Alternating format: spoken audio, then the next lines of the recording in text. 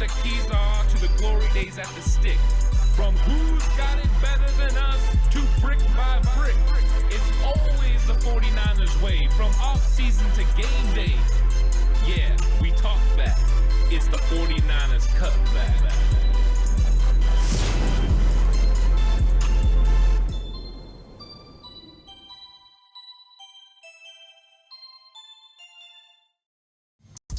It's 49ers Cutback Podcast time. Welcome to the show. I'm ready to talk about undrafted free agents with the best chance to make the 49ers roster. And boy, is that going to be difficult to crack this 49ers roster. I have been paying attention to what everyone's been saying. I've been, hearing some of the thoughts on some of these undrafted free agents. And of course, I've broken into the film on every single one of them. I've done a lot of breakdowns on the channel. If you haven't watched them, go and watch what I think of each of these football players.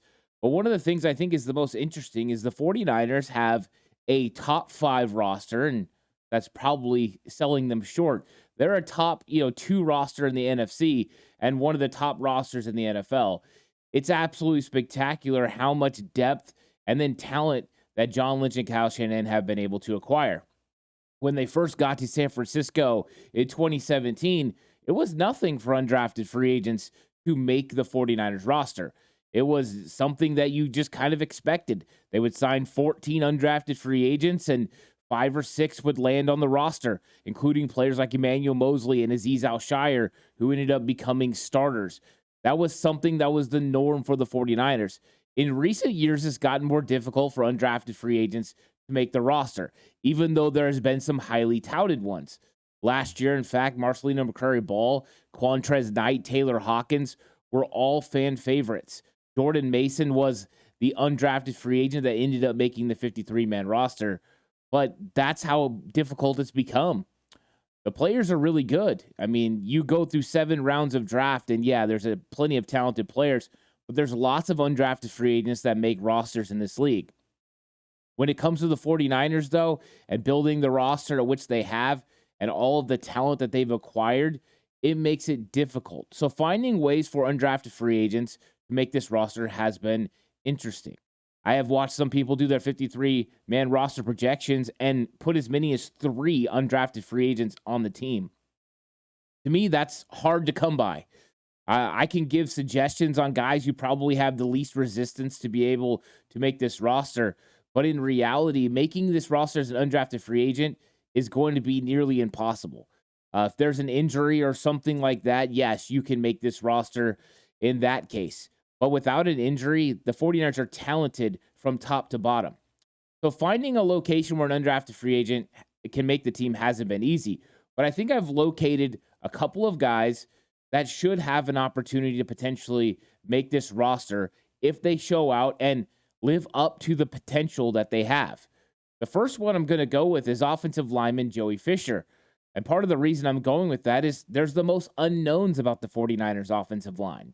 You have a new right tackle in Colt McKivitz. You have 2 young guards in Spencer Burford and Aaron Banks. And you have Jake Brendel, who's been a starting center for all but 1 year, even though he's over 30 years old. So the reason I'm going to go with Joey Fisher is he's a physical freak.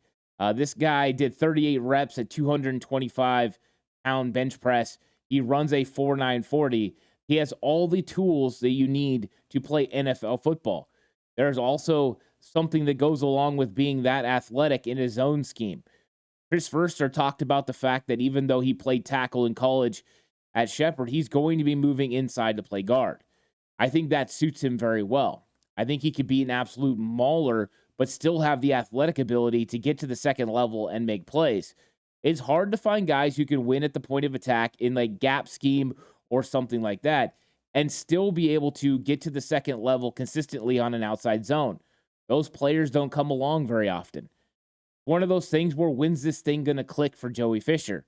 If it clicks right now, he could make an impact on the 49ers in 2023. He could beat out players ahead of him, a player like Nick Zakelj, because when it comes to it, Fisher's abilities outweigh anyone's athletic ability. He is one of the most athletic freaks on the 49ers offensive line, not named Trent Williams. Yes, they're all good athletes, and the 49ers have some really solid players up front. But when you're talking about the players that would be in front of him, they're young, and that's what he has to beat out. Could the 49ers consider keeping a Joey Fisher over a Jalen Moore? Even though Moore is a tackle prospect, could the 49ers ultimately keep an extra interior offensive line knowing that a guy like Nick Zakelj might be able to float out there and play tackle in a pinch in case someone like Matt Pryor wasn't available? I think it's something to take into consideration. And anytime you have a guy that just has these physical tools, if it clicks like Chris Foerster said, he could start ragdolling people, throwing people around. And that would be really good for the 49ers. You're talking about a scenario where this guy starts pushing Spencer Burford and Aaron Banks for their starting job, if that's the case. I do think we're going to have a little bit of waiting for Joey Fisher. Even though the 49ers valued him and gave him a lot of money, guaranteed money to come sign as an undrafted free agent, I think there could be some development there. And that's what Chris Foerster is alluding to. If you get something to where it just clicks all of a sudden, he's a problem. But if it takes the development that everyone thinks it's going to take, a prospect that had Division I talent but ended up at a small school, who had to leave school for a while to help his dad with work, this is a guy that's definitely had some opportunities to come back, and now he's got to take advantage of them. So Fisher is a guy that I'm definitely excited to see what he could do, and I think there's an opportunity for him to make the team. Where other guys maybe don't have that much opportunity because of depth, I think Fisher could crack it. Now, the 49ers love Nick Zakelj, and they absolutely love Spencer Burford and Aaron Banks, so it's going to be difficult, but finding your way on this team could be as easy as just showing up and showing out.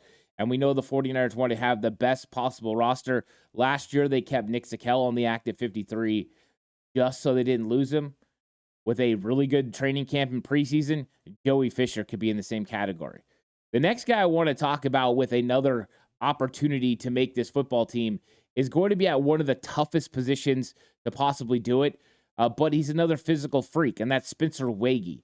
Whenever you have a guy that's that size, 6'5", over 300 pounds, runs at 4.9 40, extremely strong and fast, played defensive end at North Dakota State, you have the ability to come in and possibly make this team.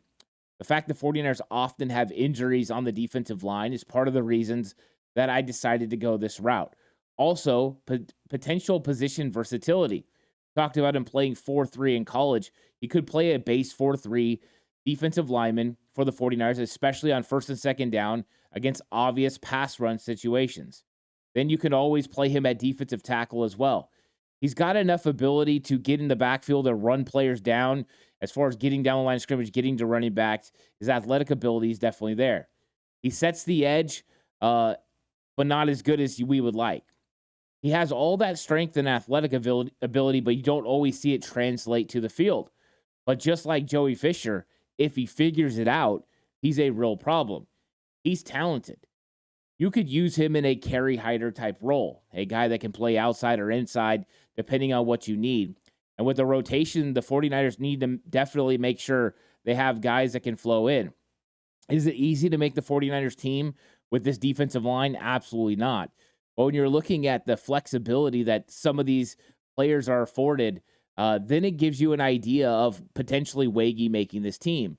He's an injury to a Kalia Davis, who's going to be somebody I want to talk about in the future, or, even somebody higher up like Javon Kinlaw from potentially getting into this rotation. And that's why I think he's a possibility. Something happens to one of these guys that haven't really been proven to stay healthy, then he's the next guy up. And he could be one of those guys. Now, of course, he'll have to beat out players like T.Y. McGill, and there's others like Marlon Davidson that are very talented veteran guys who were drafted, especially in Marlon Davidson's case, drafted in the second round. Tremendous amount of talents there. But Wage's got something about him that you definitely want to keep an eye on. That physical freak nature and his ability to work hard. He is an absolute hustler. He has a nonstop motor. And that's something that definitely equates to what Chris Kasarik wants along the defensive line. So to me, he's another guy that makes a lot of sense for the 49ers as far as undrafted free agents that could potentially make this roster. There, of course, are a couple of other guys that if they showed up as showed out could potentially do something. I know a lot of people have talked about these running backs that the 49ers have. Kalen LeBurn and Ronald Awatt are two guys that potentially can make this roster too. And I think a lot of people will see that as the path of least resistance with the fact the 49ers deal with running back injuries.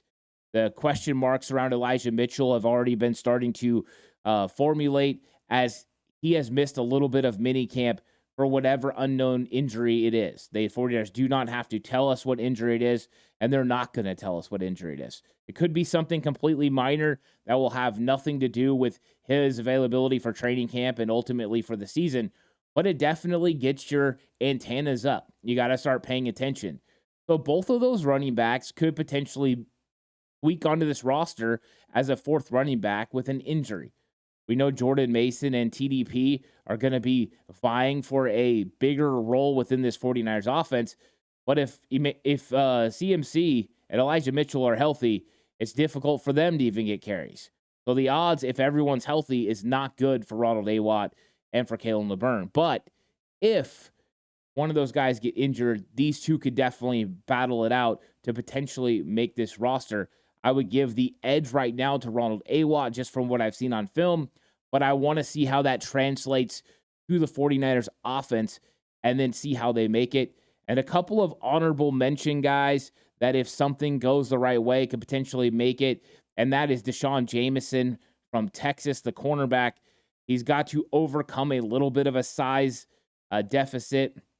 He runs a 4.5 40, but his kick return skills are something that could be what the 49ers need. If something was to happen to Ray McCloud, that could be an avenue for him to be able to make the roster. But I think it's going to be really tough for any of these players that are in the secondary to potentially make this team.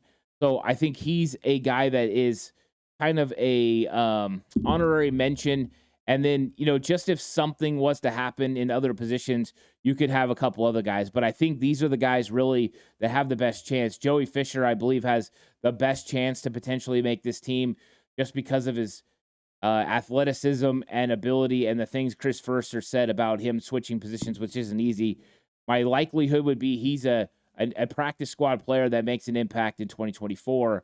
And then, of course, with Spencer Wagee, I go the same route. I think he's more likely to be on the practice squad, take over Alex Barrett's role that Barrett has carried for the last 3 seasons on the practice squad and being a guy that could come up if necessary. I think those two guys end up there. And I think Deshaun Jameson does too. As far as the running backs, they're an injury away. But if not, one of them will for sure be on the practice squad, and it should be fun. So let me know what you think about which undrafted free agent has the best opportunity to potentially make the 49ers roster.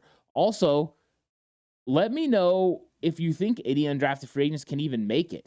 Is that something you think is possible? Do you think a lot of undrafted free agents are going to make this roster? I'm really curious. Like the video, subscribe to the channel if you haven't already, on the push for 4K. Thank you guys so much for watching. Plenty more content coming your way.